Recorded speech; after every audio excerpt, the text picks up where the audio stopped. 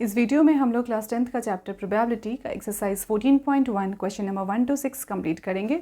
और इसके पहले वाले वीडियो में मैंने इंट्रोडक्शन बता रखा है जिसका लिंक मैं डिस्क्रिप्शन बॉक्स में डाल दूंगी। तो पहले इंट्रोडक्शन देखें फिर एक्सरसाइज को देखें। तो स्टार्ट करते हैं। सो क्वेश्चन नंबर 1 है हमारा, कंप्लीट द फॉलोइंग स्टेटमेंट।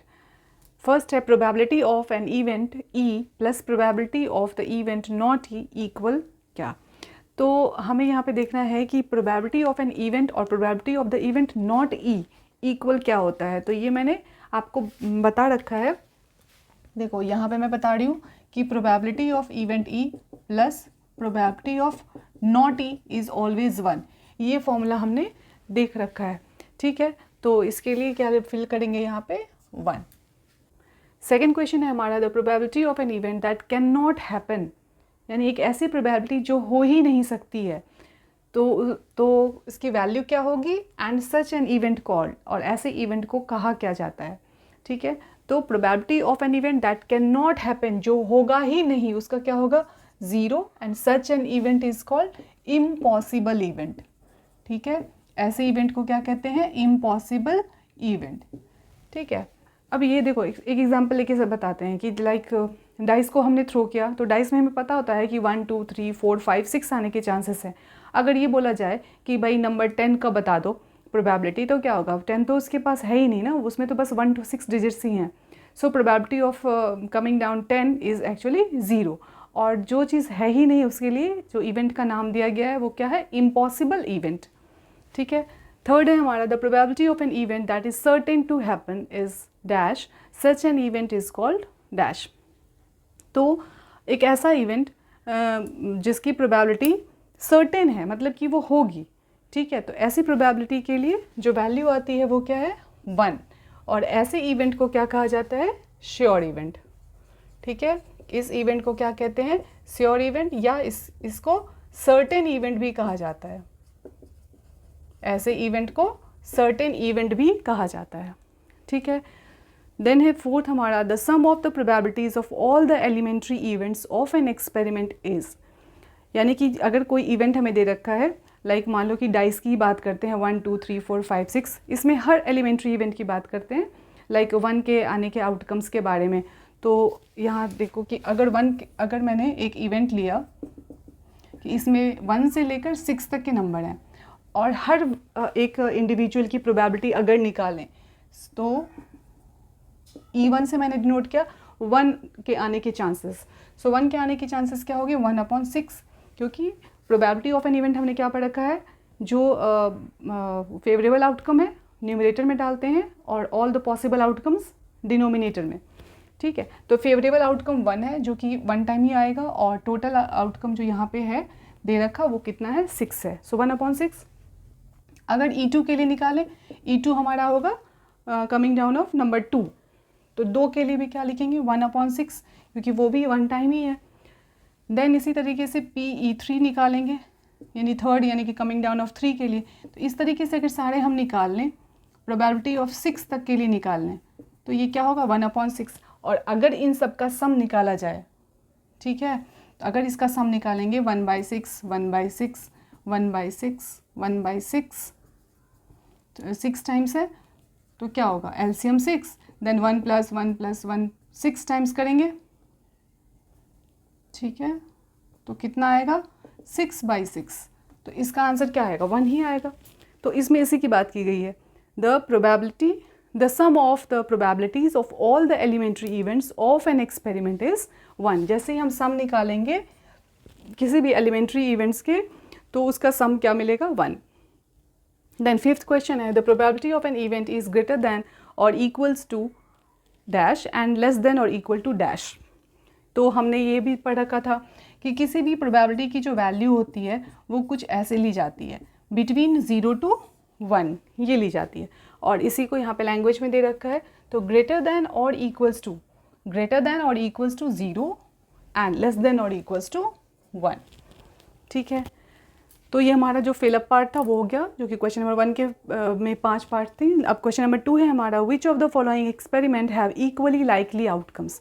अब ये इक्वली लाइकली आउटकम्स का मतलब क्या होता है, जैसे कि मानो कि कॉइन के टॉस के बारे में देखते हैं कि उसमें 2 फेसेस हैं, हेड और टेल। तो हेड आने के जितने चांसेस हैं उतने ही टेल आने के भी चांसेस होते हैं। ऐसा जब भी हमें दिखता है कि दोनों का आउटकम अगर इक्वल है, इक्वल चांस है दोनों ही इस फेसेस का, तो इसको क्या बोला जाएगा, इक्वली लाइकली आउटकम्स। ठीक है, हेड आने की जितनी ही चांसेस बनती हैं उतनी ही टेल आने की भी चांसेस बनती हैं। बस एक ही है कि कॉइन जो है वो बाइज्ड नहीं होना चाहिए, अनबाइज्ड कॉइन होना चाहिए। ठीक है, तो हमें इसको एक्सप्लेन भी करना है। तो फर्स्ट पार्ट है इसमें, a driver attempts to start a car, the car starts और डज नॉट स्टार्ट। इसका क्या है कि अगर एक ड्राइवर है वो कार को स्टार्ट कर रहा है, करने की कोशिश कर रहा है, तो या तो कार स्टार्ट होगी या कार नहीं स्टार्ट होगी। तो क्या ये इक्वली लाइकली आउटकम है? तो सोच के देखो कि most of the time car start हो जाती है, और कार अगर ख़राब है तो हम 10 बार 20 बार भी उसको चलाने की कोशिश करेंगे, वो तो नहीं चलेगा, है ना। तो ये इक्वली लाइकली आउटकम नहीं है। तो यहाँ पे यही लिखेंगे इसके आंसर में, नो। इसके आंसर में हम यहाँ पे लिख सकते हैं कि no, it is not equally likely outcome. So no, it is not equally likely outcome. ठीक है, अब बोल रहा है इसको एक्सप्लेन करो। ठीक है, so most of the time क्या होता है, most of the time car start हो जाती है, most of the time car start.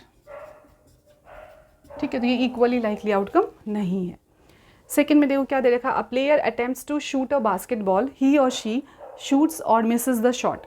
तो जब बास्केटबॉल की बात करते हैं तो उसमें प्लेयर क्या करते हैं, शूट करने की कोशिश करते हैं, मतलब उसको बॉल को बास्केट में डालना है। हो सकता है बास्केट में चला जाए, हो सकता है बास्केट में ना जाए, और मोस्ट ऑफ द चांसेस क्या हो सकता है कि बहुत अच्छा प्लेयर है तो वो उसको बास्केट में डाल सकता है, और मान लो कि न्यू खिलाड़ी है या बार बार मिस हो रहा हो उससे, अगर वो अच्छा खिलाड़ी नहीं है तो ये भी हो सकता है। सो इसको भी हम क्या कहेंगे कि ये इक्वली लाइकली आउटकम नहीं है, इक्वल की बात यहाँ पे नहीं है। ठीक है, तो इसके आंसर में हम क्या लिखेंगे, सेम चीज़ ये होगा कि भाई नो लिखना है। So no, it is not equally likely outcome. ठीक है, ये भी हमारा इक्वली लाइकली आउटकम नहीं है, as it depends on players ability, है ना। ये प्लेयर की एबिलिटी पर ही तो डिपेंड करेगी ना कि वो डाल सकता है या नहीं डाल सकता, वो अच्छा खिलाड़ी है या अच्छा खिलाड़ी नहीं है। ठीक है, a trial is made to answer a true false question, the answer is right और रॉन्ग। अब इसमें क्या लिखेंगे कि कोई क्वेश्चन है मान लो, और तुमसे पूछा गया कि आपको ट्रू फॉल्स में इसका आंसर देना है। ठीक है, मान लेते हैं कि डायरेक्शन के बारे में कि डायरेक्शंस 4 हैं, तो ये ट्रू है या फॉल्स है ना, ईस्ट वेस्ट नॉर्थ साउथ, तो ये तो ट्रू है ना। तो या तो ट्रू होगा या तो फॉल्स होगा, ये क्वेश्चन में आपको आंसर ज़रूर बताना है। तो जितना ट्रू आने का मतलब प्रोबेबिलिटी होगा उतना ही फॉल्स आने का भी होगा। तो so this one is equally likely outcome. So yes, it is equally likely outcome. Yes, it is equally likely outcome. ठीक है, देन फोर्थ पार्ट है सेकेंड का, a baby is born, it is boy और girl. So either a boy या फिर girl, यही हो सकती है ना। जब भी बेबी एक बॉर्न करेगा या तो बॉय या तो गर्ल, तो ये क्या है हमारा इक्वली लाइकली आउटकम। ठीक है, सो yes, it is equally likely outcome. ठीक है, तो ये हमारा क्वेश्चन नंबर 2 कंप्लीट हुआ। ठीक है, बढ़ते हैं क्वेश्चन नंबर 3 की तरफ।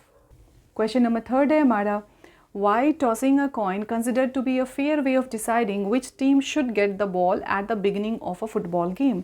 So coin tossing को यहाँ पे एक fair way क्यों बताया गया है कि कौन सी टीम बॉल लेगी अगर फुटबॉल गेम स्टार्ट हो रहा है तो हमने देखा है क्या कि जो कॉइन है उसमें 2 ही फेस होते हैं, हेड एंड टेल, और दोनों के ही चांसेस जो हैं वो इक्वली है। अगर प्रोबेबिलिटी ऑफ हेड निकाला जाए that is 1/2 and probability of tail निकाला जाए तो वो भी क्या है 1/2, यानी दोनों कैसे ये हैं इक्वली लाइकली आउटकम्स, है ना। तो अगर वो इक्वली लाइकली आउटकम्स हैं तो उसको इसीलिए रखा जाता है कि बेईमानी वाली बात नहीं होगी, ऑनेस्ट वाली बात होगी, है ना।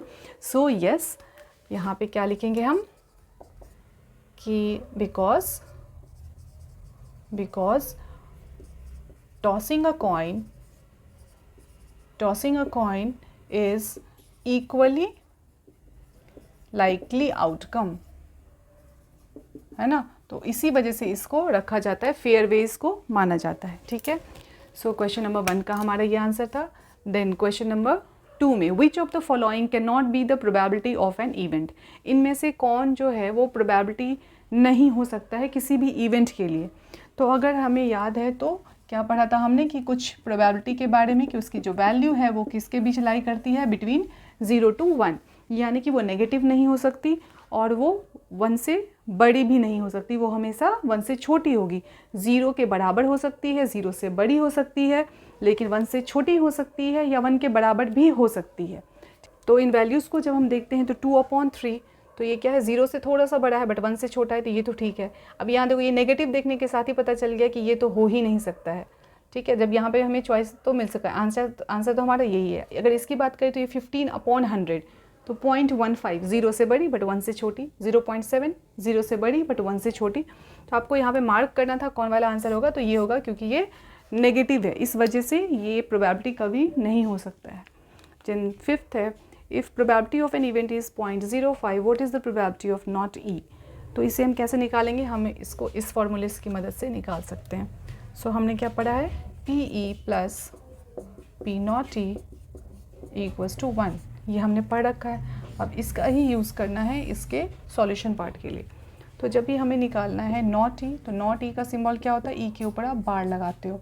सो 1 में से 0.05 को माइनस करेंगे तो हमारे पास क्या आएगा, 0.95। देन बढ़ते हैं क्वेश्चन नंबर 6 की तरफ। A bag contain lemon flavoured candies only, Malini takes out one candy without looking into bag, what is the probability that she takes out an orange flavored candy, और बी में है a lemon flavored candy, ठीक है। तो अब उसके bag में कैसा है, तो उसके बैग में तुम हमें यहाँ पे बता रखा है कि भाई उसके बैग में ना सिर्फ और सिर्फ कैसी कैंडी है, लेमन फ्लेवर्ड, ऑरेंज की तो बात ही नहीं है। So Malini takes out 1 candy, और उसने कितना कैंडी निकाला, सिर्फ 1 candy, without looking into the bag. अब हमसे क्या पूछा गया है, उसकी प्रोबेबिलिटी निकालो that she takes out an orange flavoured candy. भाई तो जो है ही नहीं, ऑरेंज फ्लेवर्ड कैंडी तो है ही नहीं, तो है ही नहीं, तब तो ये इम्पॉसिबल इवेंट हो गया ना। तो अगर इम्पॉसिबल इवेंट है तो इसका आंसर क्या लिखेंगे कि दिस वन इज़ 0, क्योंकि इम्पॉसिबल इवेंट अगर है तो फिर उसकी वैल्यू तो 0 ही लिखनी है। अ लेमन फ्लेवर्ड कैंडी, तो बैग में लेमन फ्लेवर्ड कैंडी थी, उसने हाथ डाला और लेमन फ्लेवर्ड ही निकलेगा, है ना, यानी कि ये श्योर इवेंट है, ठीक है। और इसकी वैल्यू कितनी लिखेंगे, 1। तो श्योर इवेंट के लिए 1 लिखते हैं और इम्पॉसिबल इवेंट के लिए 0 लिखा जाता है, ठीक है।